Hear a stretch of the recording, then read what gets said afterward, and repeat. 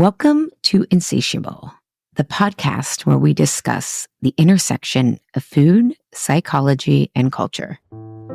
The problem that most of us see is what we're sold in society and what they want to make money off of. And I don't mean this in like a malicious intent, but it doesn't think about me as a person. It thinks of me as a consumer. So I'll buy Jenny Craig, I'll buy Weight Watchers because I see these results. But what they're not selling is, what does that person look like now? What's their cholesterol? Do they walk their dogs 3 times a day? Do they even have the energy with the dietary restrictions we're putting them on? No, they don't talk about that. We just see pant size. And we're sold this song of like, that's all that matters. I'm your host, Ali Shapiro, an integrated health coach, 32-year and counting cancer survivor, and have radically healed my relationship with food and my body. And for the past 17 years, I've been working with clients individually, in group programs, and in company settings to do the same. Welcome. The information in this podcast should not be considered personal, individual, or medical advice. We are re-airing Ginny and Isis's episode from last year because Why Am I Eating This Now Live is open for registration through September 10th. So if you are starting to feel those back to school vibes, I know sometimes I feel them more in September when the weather cools, and really want to make this your year where you address the roots of your food battle and have more consistency, the program is an open invitation for you. There is a free masterclass. Well, it's actually going to be a workshop on Wednesday, September 3rd. And the difference is there's going to be a lot of Q&A and coaching, but I will be talking about the 4 triggers that cause us to fall off track and how you can catch yourself before when you know them. And I'm doing this new intro because when we talked to Ginny and Isis, Ginny had been out of the program for a year and Isis, I think, a couple of years. It was around COVID when Isis was there. And Ginny, who, is obviously a client of mine, sends me periodic emails with updates. And so she sent me an update a couple months ago and gave me permission to share with you where she is now 2 years out of Why Am I Eating This Now? Okay. And I am a big believer that food is not the problem. It's a portal into your deeper hungers. And you can hear that and it might resonate, but it's like, what does that really look like in real life? So I want to share with you what Ginny emailed to me 2 years out of taking Why Am I Eating This Now? So she emailed me and she said, I want to give you a few updates on where I am in my life because I can pretty much trace all of this back to the work I did with you. And full disclosure, Ginny did go on to Truce with Food. And if you take Why Am I Eating This Now and want to continue on, you get to credit what you paid towards Why Am I Eating This Now towards Truce with Food. So we did work together longer than Why Am I Eating This Now, and she got started in Why Am I Eating This Now. So here's where she is 2 years out. I still work my full-time job. Nothing has changed as far as that's concerned. But the big change is that I've taken control of my free time and by extension, my life. I joined the Flower Guild at church and our local museum. I'm taking on more responsibility in the choir I sing with, and I've taken a part-time job. I have a friend who manages 2 fabric and interior design stores in the area. Because I've really gotten comfortable with what I'm capable of and understanding my commitments and limits, I reached out to him and asked for a job. I now work every week playing with beautiful fabrics and redoing the entire design of one of our 15,000 square foot stores. It is a dream. I've also been able to identify and act on a friendship that has been toxic and draining for years. I found the strength to put my foot down with her and walk away for a cool down while I determine if this relationship is worth the anxiety it creates. These are honestly things I would have never conceived of 2 years ago. I wouldn't have even seen where a part-time job would have been possible. I wouldn't have dreamed that I'd have the courage to tell my friend to back off. I'm stronger, more self-reliant, and infinitely happier because of your work. It was really our work together. It's a powerful framework, but you have to be willing to look within. Thank you from the bottom of my heart for helping me to learn who I am and be really proud of her. I just get chills. So I read this and I cried because I love when women realize who they really are and they step into what we call this self-authored belonging, where you think of your needs and then you find the places and people who want that version of you, where you are continually more and more self-expressed, right? That is the most expansive definition of health. Am I alive? Am I expressing myself? So I slept on this and I thought, okay, but if I share this, people are going to want to know, okay, that's all well and good, but like I'm coming here to like stop battling food and be more consistent with my food. So I said to Ginny, like, hey, can I chat with you on the phone? Like, what about the food? And she was like the second person I chatted with on the phone in 5 years. So I said, give us a food update. And she said, well, all the food noise, all of it's gone. Okay. All of the, oh my God, it's 3 p.m. I need a snack, but should I have a snack? Shouldn't I have a snack? Oh my God. In social situations, she doesn't have the food noise of, oh, should I just go with the flow? What are people going to think of? Should I be eating this? Should I not? And again, all of that is driven by, do I feel safe? And do I have to connect with these people by being the same or a certain way? Right. So if you're someone who's like, I have this food noise, even though like I've made physical peace with food, I just want to eat intuitively. This is what we do and why I'm eating this now. But I digress. She said she's feeling so much better physically. She said she feels better in her skin, right? And who she is. And she said, like right now, I actually have Kind Bar for lunch today because I'm in a busy period. It's not a proper lunch. I get that. But she's like, I have no guilt about it because I understand that this is where I am in my life, right? In episode 300, I talked about learning how to pivot versus perfection. This is that flexibility that I'm talking about. She's like, I just don't see food as good or bad anymore. I just eat. And she's like, I didn't beat myself up. So like, you don't overeat if you're actually satisfied from the junky food and you don't feel guilty or shame about it, right? And I said, oh my God, Ginny, your goal was to want to eat healthy, meaning she wanted to attune to herself and just naturally want to make the healthy choice, not because I said it or there was some plan, but because she wanted to tap into her body's innate desire to be healthy.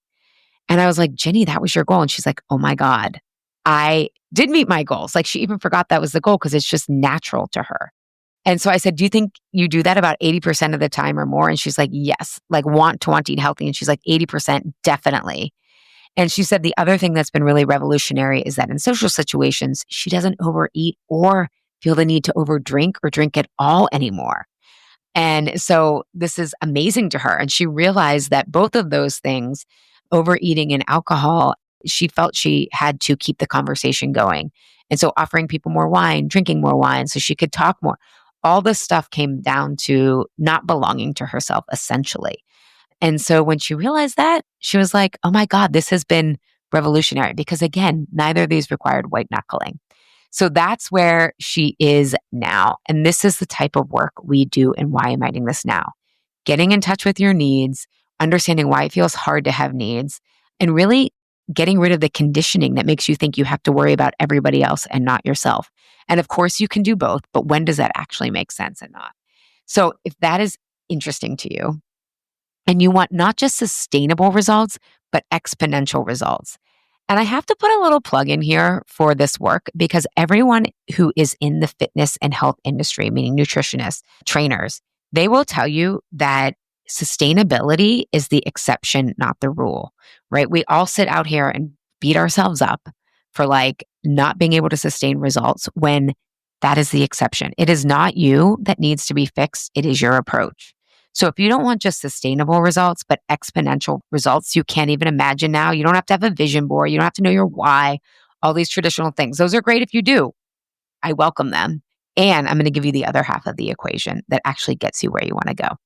All right. If you're interested, especially after hearing this conversation, and again, you'll hear Ginny 1 year out, but what I just told you is 2 years out. Come join me at the free Catch Yourself Before You Fall Off Track Masterclass. I will put a link to that in the show notes, as well as if you're ready to go now and you want some early bird registration where you can save $100, I'll put that link in the show notes as well. Enjoy today's episode. So, Ginny and Isis, thank you so much for joining me. I really appreciate you taking the time. Thank you. Yeah, thanks for having me. So let's set the stage for listeners because I know each of your backstories, not all of them, obviously, the whole thing, but listeners don't. And just for context, Isis, you took Why Am I Eating This Now? Was it 3 years ago? Yeah, 2021. And Ginny just took it in 2023. So it'll be great because the more time you have out, the different insights and progress. So, Ginny, where were you before you signed up for Why Am I Eating This Now last year at this time in terms of your food struggles? I was in the why don't I have any willpower loop. And everybody else can do this. Why can't I do this? And look how effective it is for so and so. And this person, did Weight Watchers and looks great. What is my problem? Why can't I stick with this? And I specifically came across your podcast because I Googled sugar addiction or something to that effect and listened to an episode on that. And it was so revelatory. And I'm like, wait a minute. So you're saying that willpower maybe isn't a thing?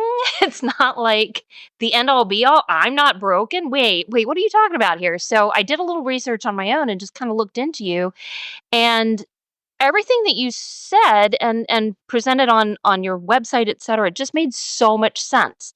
So I was definitely caught in a really beating myself up, really frustrated with nothing is working and why can't I stick with this? Oh my God, I've been there. For 18 years. It was like, it's me, I'm the problem. I love that. I'm always like, for marketing purposes, I'm always asking people like, how did you find me? And they're like, I was down some rabbit hole. And I was like, that's my marketing plan. Be down rabbit hole. Working. Yeah.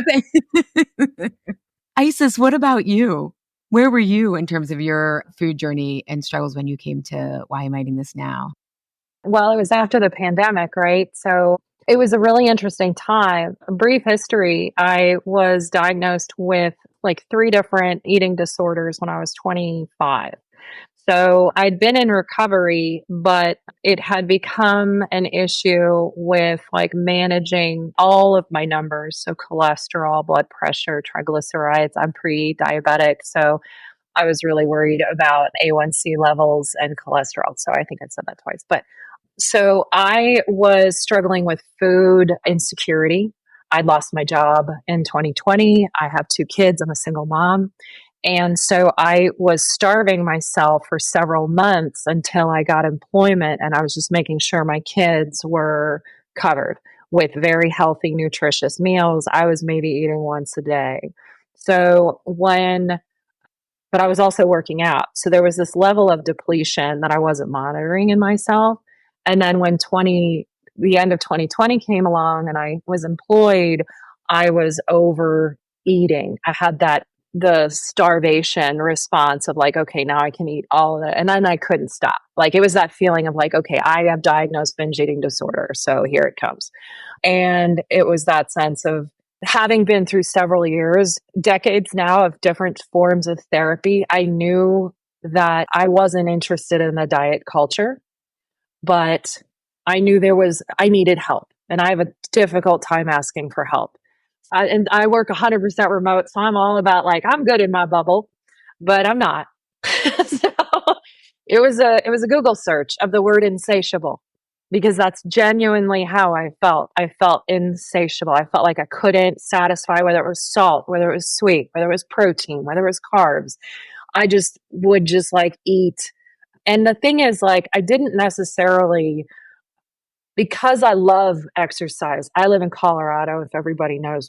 I hike every weekend in the Rocky Mountains. So health is really important to me. So when I'm not eating healthy, my autoimmune disease goes bananas and I can't work out. And then it becomes that downward spiral of depression. So finding insatiable, listening to your podcast, and these were your early podcasts, right?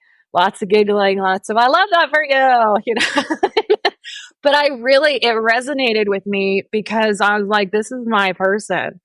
So I started listening to you, and then because of your talking about your Why Am I Eating This Now is coming up, I was like, I just reached out and said, I think I want to do this. Having again been through therapy, I knew it was different for me in that I wanted to learn what's going on up here. I wanted to stop the blame game. And I felt like this was a chance to be curious and mindful and then intentional. And yeah, that's why. That's where I was. Yeah, I had no idea of like the full extent, Isis. Like, I think that's something that doesn't get talked about enough, right? Like to Ginny's point, this isn't about willpower. This is about something so much more complex. And you had a past, right? Of like, oh, here it comes. And here's what I'm bracing for. And I love what I think both of you are saying is like, I know the existing solutions like aren't enough, but I don't know what else is in a way, right? Right. It's that helplessness of like, I've tried everything.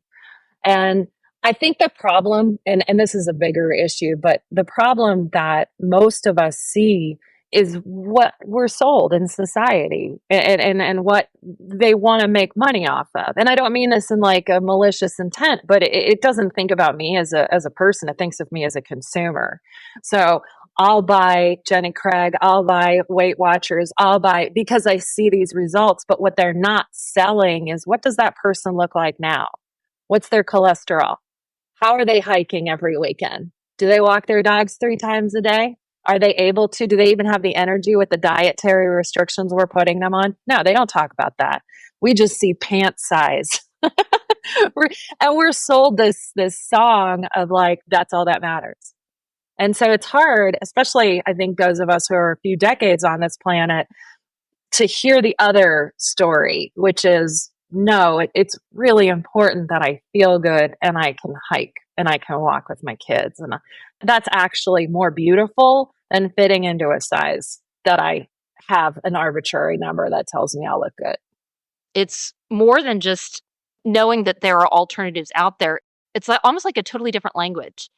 Like diet culture wasn't something that I was familiar with before I joined this group. Having an option C, black and white thinking.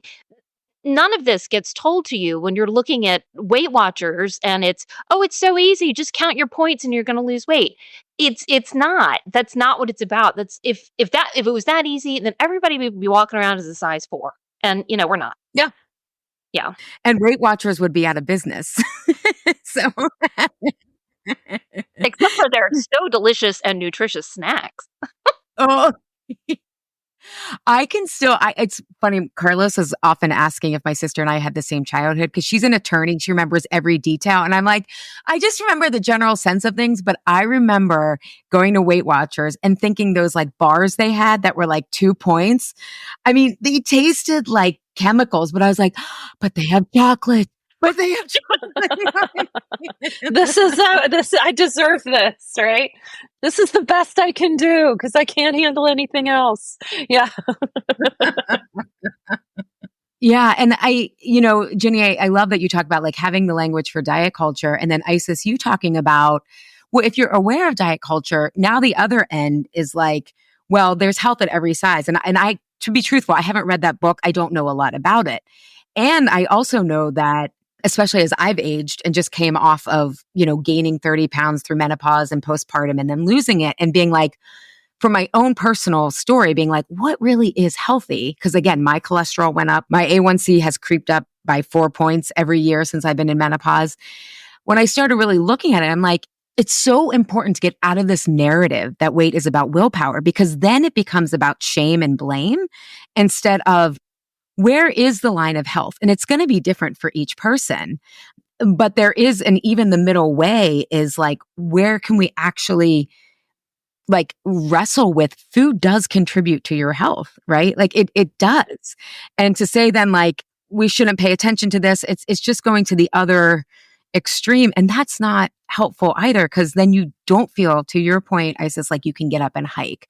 Or Ginny, I know we've talked about sleep, like it's, sleep. So I think, and we're in a culture that is so extreme that it's hard to have these conversations. So I appreciate you both sharing that. So we kind of touched upon it, but Isis, we'll start with you this time. What had you tried in the past, and had you taken any other courses?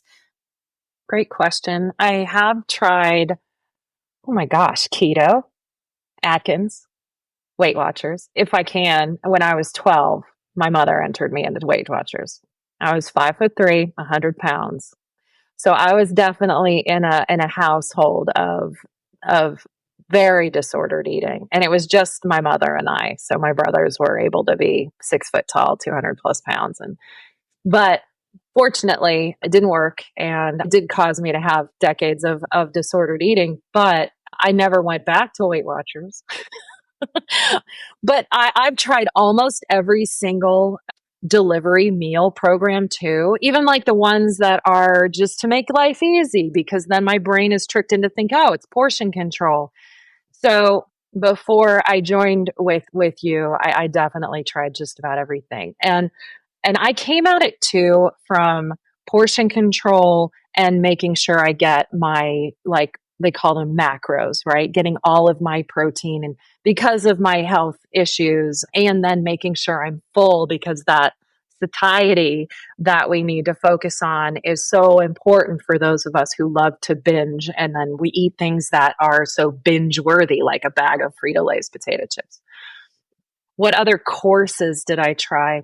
To be honest, I hadn't tried other courses. I was in like intense eating disorder therapy. So that was like, that actually was a great, and I was in like Overeaters Anonymous group therapy for a few years in my 20s. Those were great opportunities for me to learn like how to talk and how to share such trauma and stuff like that around life and why it created these issues for me.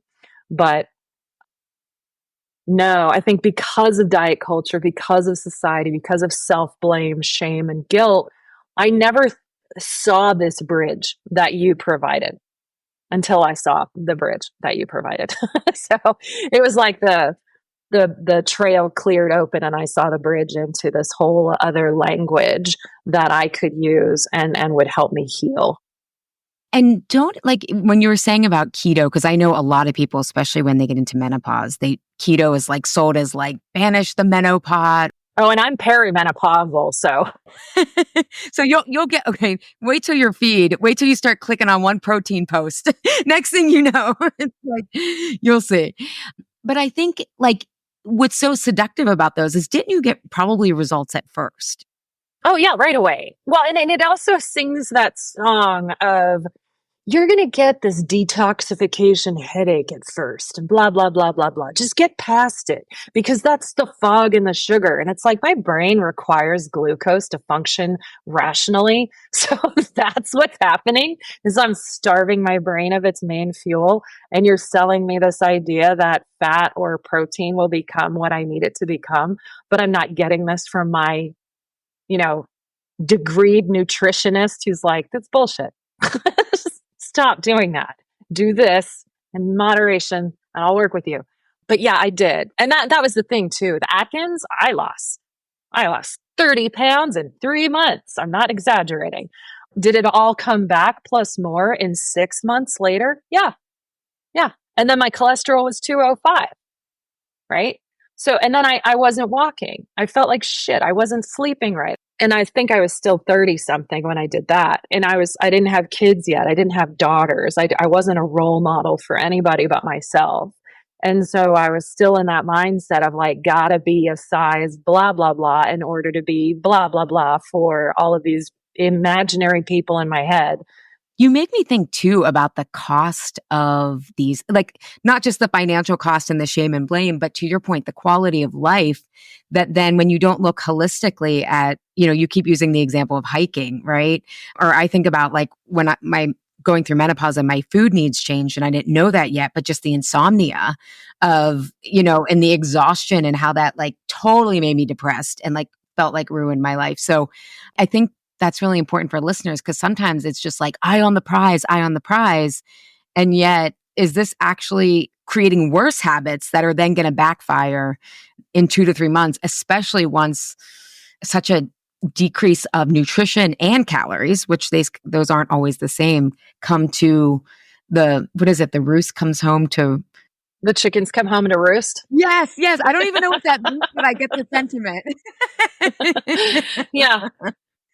Yeah, I think the biggest hurdle for those of us to get over is recognizing there isn't just one number, the scale. There really isn't. Because I'm at a weight now where my BMI is like almost 30.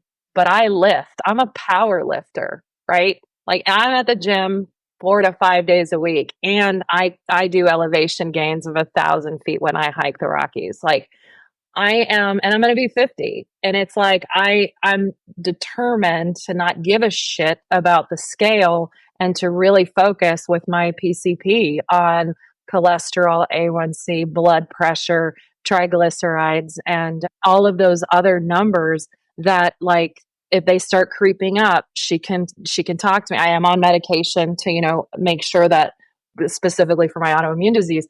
But it's like, if I eat the wrong thing now at my age too, I have to call my best friend and say, I can't go for a hike with you because I'm going to be sick for 2 days. I screwed up just because of one stupid ass thing. So I have to be a little more vigil. And as a result, I'm like, it's not worth it. It's just not worth it for me. The vistas and the ability to see what I see, and just to have cake one night and then I know it's going to screw up my gut for 24 to 36 hours. It's like, I weigh those odds now so much more than when I was younger. And I was just like so much more impulsive, you know? That's the biggest difference is there's more impulse and intention behind my actions and my food. Yeah. Well, and I think what you're also describing is you're thinking of how will this better care for me rather than is this about weight loss and shame and blame? Yeah, Right. Like, that's really where I started. That point was my whole point to get to was it's not about the weight. It's about like, can I bench press, 200 pounds tomorrow? Or am I going to screw that up? Am I still going to be able to squat 350? By the way, I can squat 350. that's amazing. I know. I have to eat the right amount of protein to do that. If I don't, I'm weak. I could screw up my bones. I could injure my back. So it's so much more different, my relationship with my body now than 5 years ago. Love that. Ginny, what about you? Like, what had you tried in the past? So I was a really skinny kid. I was a skinny kid. I was skinny through high school. I was skinny through college. So I ate anything I wanted to. I just didn't put on weight. I was lucky, I had those genes.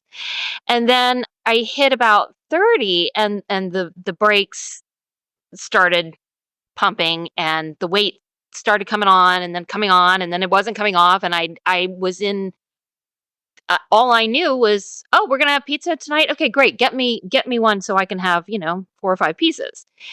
So when the weight started creeping on and it wasn't magically sliding off, I started with Body for Life. I believe a group of us did Body for Life at work, which is a healthier program than most. And I felt good doing it. But it's a very strict eat this, don't eat that, work out this way, don't work out that way. And it fell apart. Weight Watchers. What's this? Noom. Zoom? Noom. Oh, Noom. Oh, shoot. I forgot. I tried Noom. Yeah, I did try Noom. Totally triggered my eating disorder. I could see why. And again, it just makes you feel so inadequate. So I ran the gamut and nothing stuck, nothing worked. I felt I was like I was broken, I was doing it wrong. Weight Watchers at first was awesome. I dropped a couple pant sizes, felt terrific, and now it's like 16 pant sizes bigger. So yeah, if it was out there, I tried it. I did draw the line. I haven't done any intermittent fasting. That's not one that I ever did. And I haven't done any mail order food things, but as you know, Allie, I'm the world's weirdest eater, so I wouldn't it would be wasted money. So I didn't try that. But pretty much everything else. I'm curious because I know Noom is like, from a professional standpoint, it's cognitive behavioral therapy, which I think, again, isn't really addressing the root issue. But what did you find difficult about Noom, Ginny, of like why it made you feel inadequate?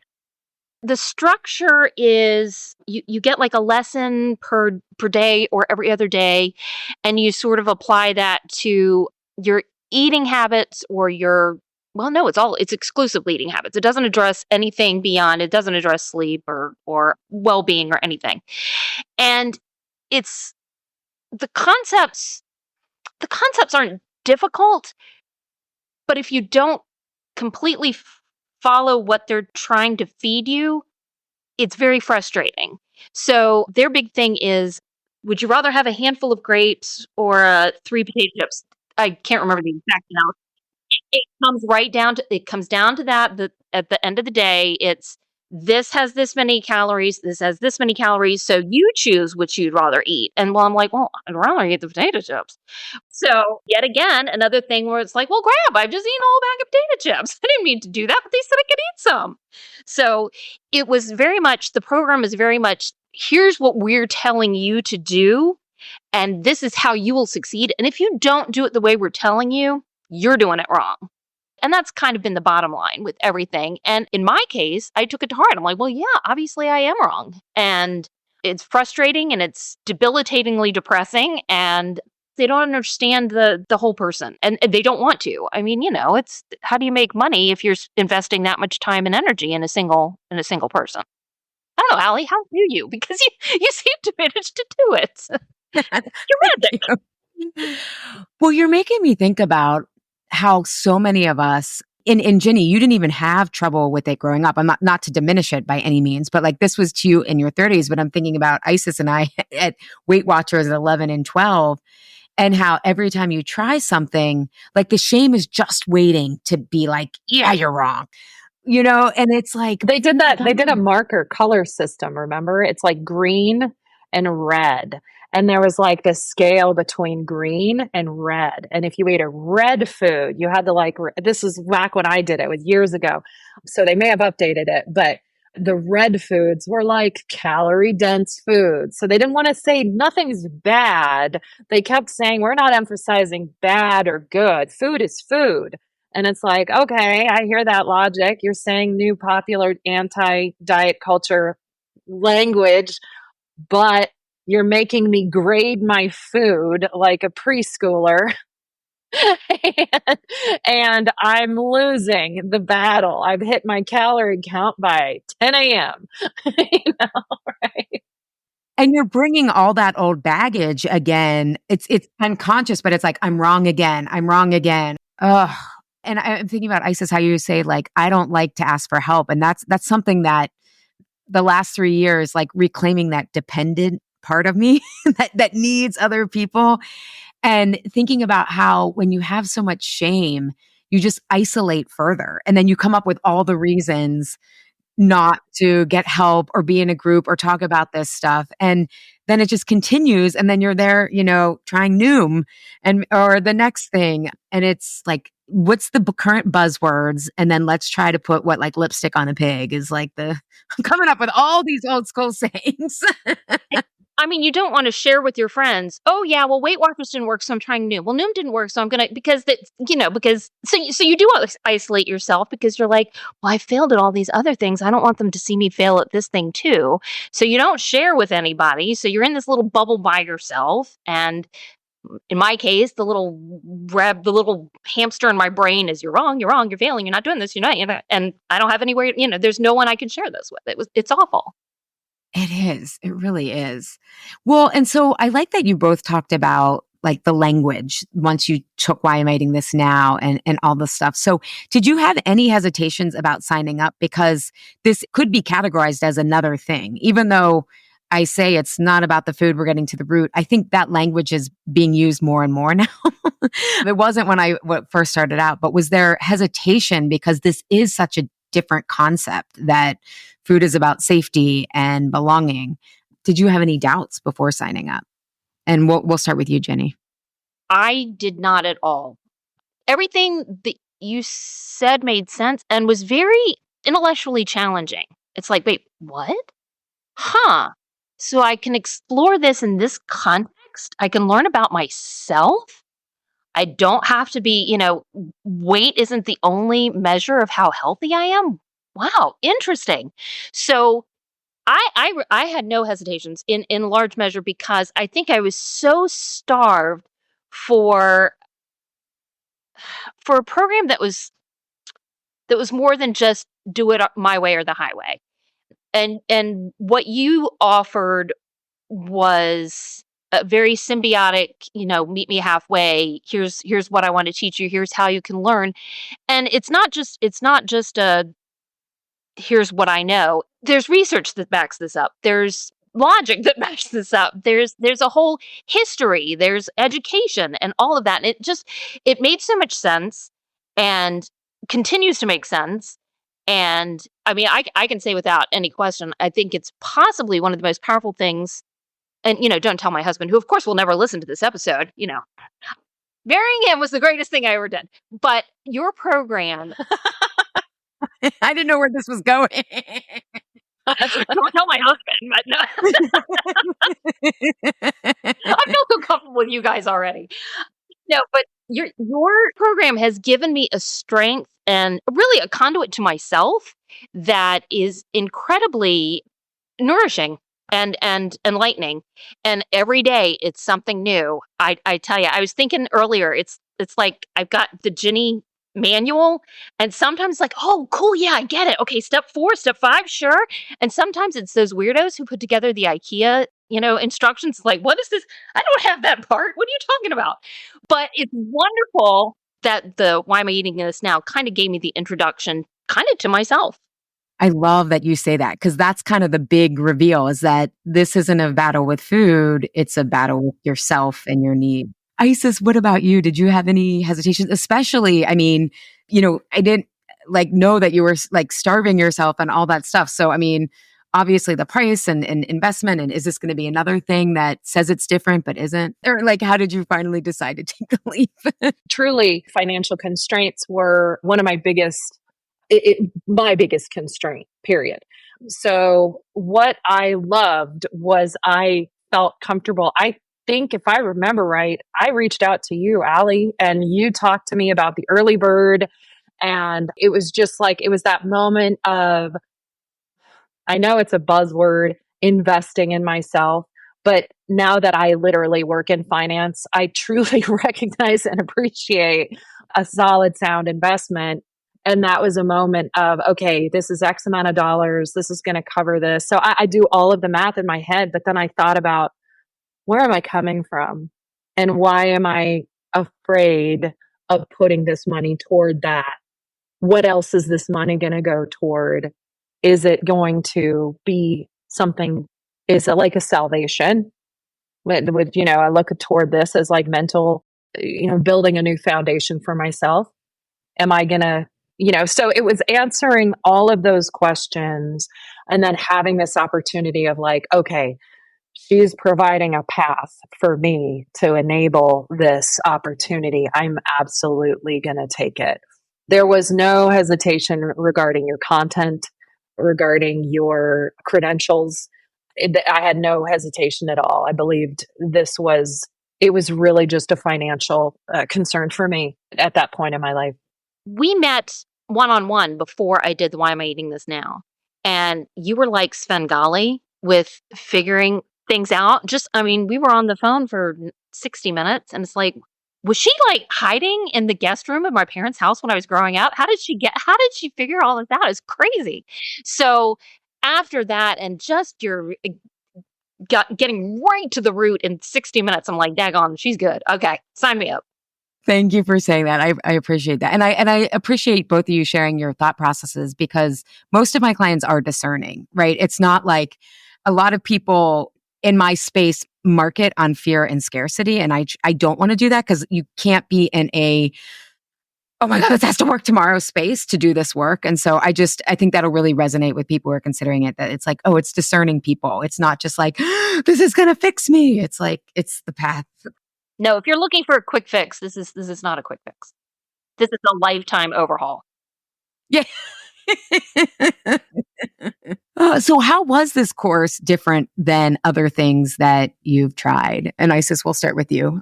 The difference for me was the immediate learning of self. It was just we're going to go right in to who you are and what makes you tick. And we're going to learn about these, like Ginny mentioned already, scientifically proven ways of thinking, mentalities, trends that our brains will fall into, and how, the consumerism and the marketing. Going right into that, my feeling was so positive because I knew that is exactly what I needed. I was done being told what to do because I literally thought, and I do believe it was when I signed up for Noom that like, I just want a person to be in charge of that. I've got too much going on, too much shit on my plate. It's like, I still am that person. I probably have triple the amount of shit on my plate today. And food is not my go-to. All of those things are a thing of the past for me, honestly.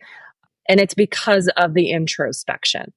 And I think, if I may, I don't want to speak on behalf of anybody, but I can speak on behalf of me and probably a lot of people who were like me, feeling that sense of fear of doing that work. And I remember when we were working together, there were a lot of gals in the group that I could hear still wanting that fix. Like I think that some of them still came with a slightly, and I don't mean this like in a rude way, but like in an immature mentality toward like self-solution. And I felt like I could see them, and it actually helped me balance who and where I was.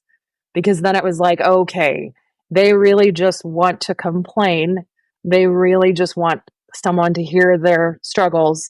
I'm not hearing them wanting to fix. I'm not hearing them pulling themselves out of the hole that maybe they dug or circumstances dug for them. I'm just hearing someone crying from the bottom of a hole. And so I was like, I really need to do this work so that I am not that person crying from the bottom of a hole, looking up at everybody saying, help me get out. It's like, oh, I'm the one who can build that ladder and get the hell out of this hole. And all the work that we did helped me do that, really, truly, monumentally. That and you letting me kind of like talk to you, and, whether it was after the meeting or even if I would expunge in the middle of a meeting of like something I was really excited about. I loved it. Well, and I'm thinking back to our shame conversation and how when feel that we're so wrong for so long, it's like, how could I possibly have any responsibility in this? I don't trust myself. Right. And so then we feel that powerlessness at the bottom of the hole, and we have to kind of stay there for a while until we realize that feeling isn't necessarily true, that we're wrong, and that we have to stay there, that we do know stuff, like even the stuff that hasn't worked. We know that doesn't work. Like that takes a lot of work to get to that place in our culture of like, diets don't work. I mean, it took me 18 years to be like, okay, I get it, Yeah. So yeah. And it's hard. I practice Buddhism, and one of the things that our brains do is we get hooked. We get hooked on something, and we don't want to let that go, right? Our ego is like, but this is my survival. This is my protection. And I'm talking about diet culture. And it's like, I didn't want to let go of the idea that I could lose 30 pounds in 3 months because I did it when I was 25. I didn't keep it off. It's that subtext, I didn't keep it off, that I want to ignore. And I want to be at 35 telling myself, no, everything's great. I don't want to let go of that hook of the marketing and all of the consumerism that diet culture sold me. I don't want to let it go. So it was finally after the pandemic where I was like, holy shit, it's really time to let that go. I'm a mom. I'm a mature adult. This is stupid. I need to do some real work and find out how to build a ladder out of this. What about you, Ginny? How is this different for you? Well, going into it, you don't know what to expect going in. And I think one of the first things that came out of my mouth, which is saying a lot because I talk a lot, was something along the lines of, just give me homework. I'm great at homework. You give me the ABCs of it and I will conquer it tomorrow. You tell me what to do. And yeah, that's not what your program is at all. That's not the game you play. So that was a big difference.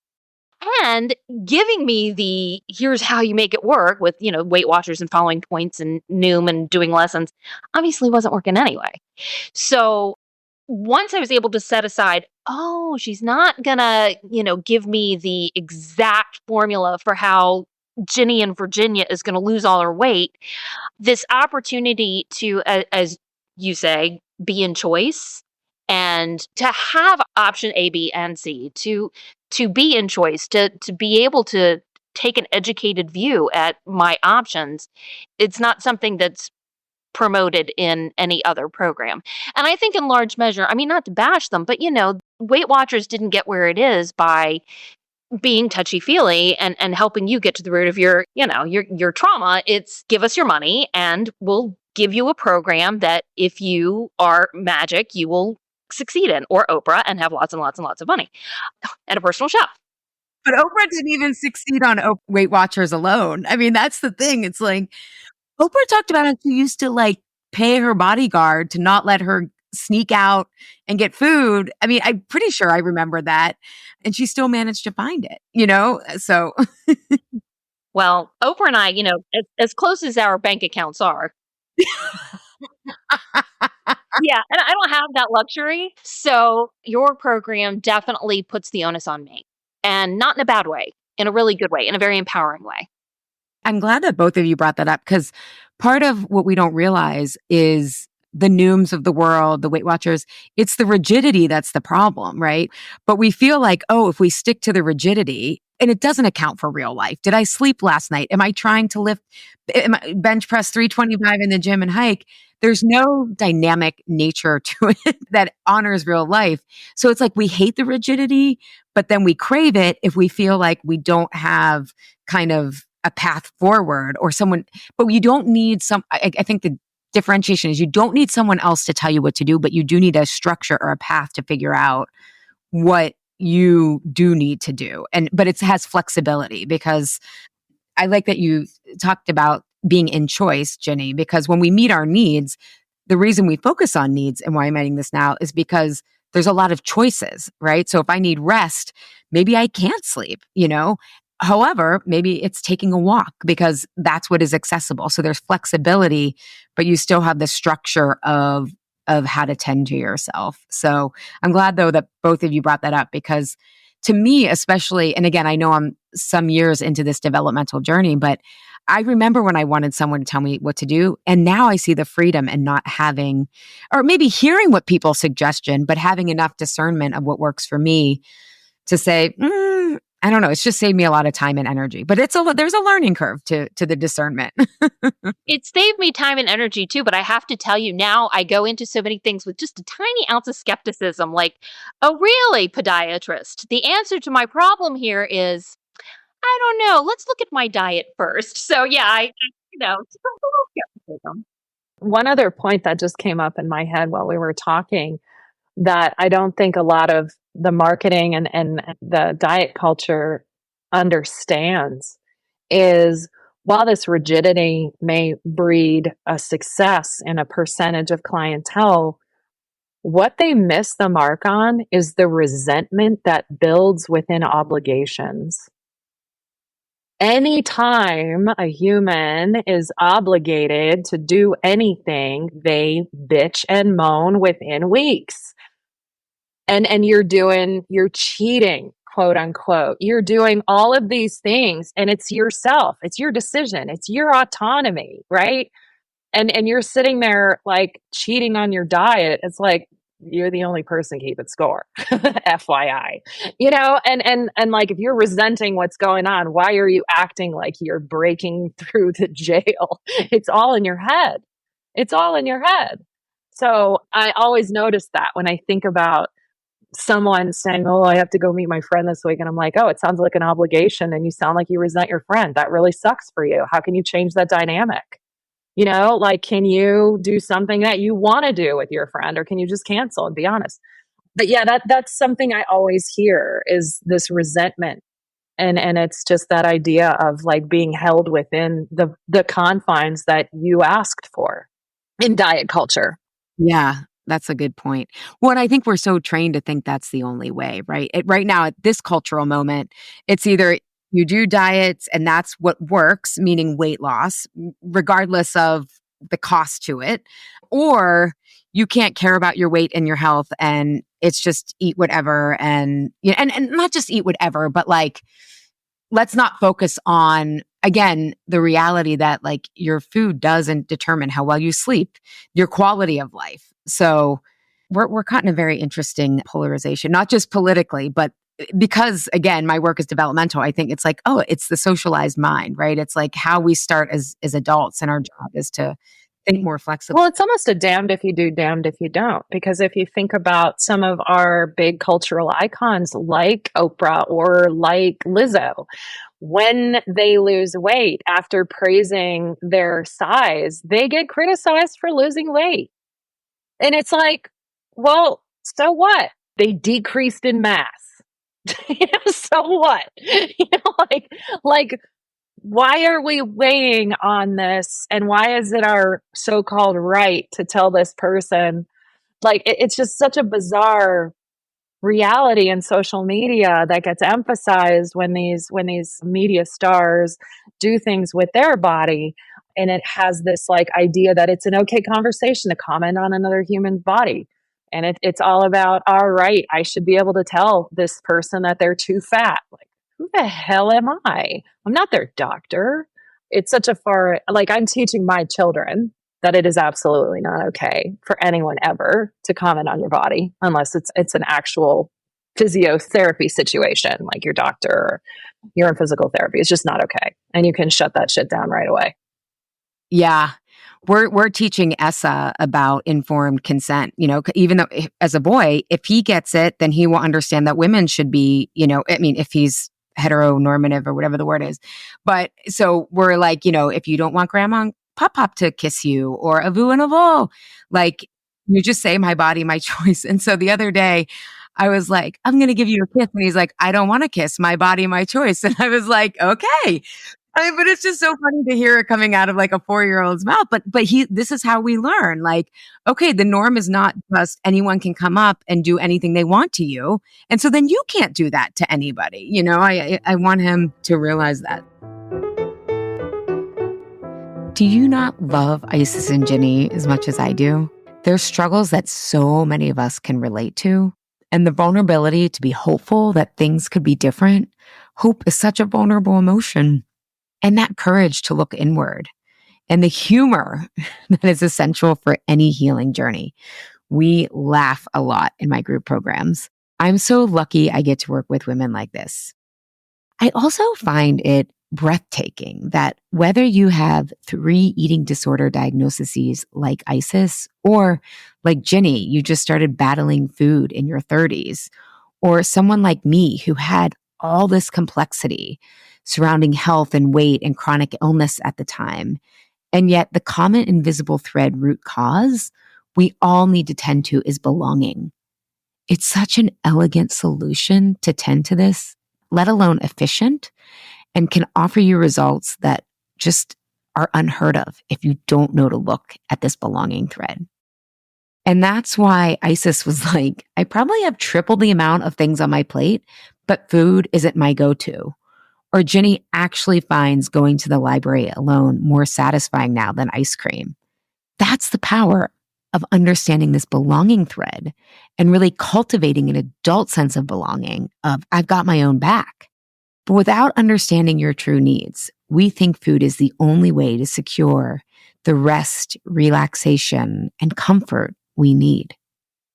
As you saw in their stories, it's not about the level of stress. It's about how resourced we feel. We can increase this sense of resourcefulness by learning what our needs are and how to meet them. That's when we feel back in control of our life and ultimately food. And let's be real, we can't control everything in life, but there's a lot that we can control so that we feel we can rise to the occasion. And so not only do we not turn to food, but we build the resourcefulness to meet those moments. And that also includes having the resourcefulness to feel joy and happiness and creativity. And then food falls away on its own, no white knuckling required. And again, my live Why Am I Eating This Now group program is open for registration. I only run this program once a year.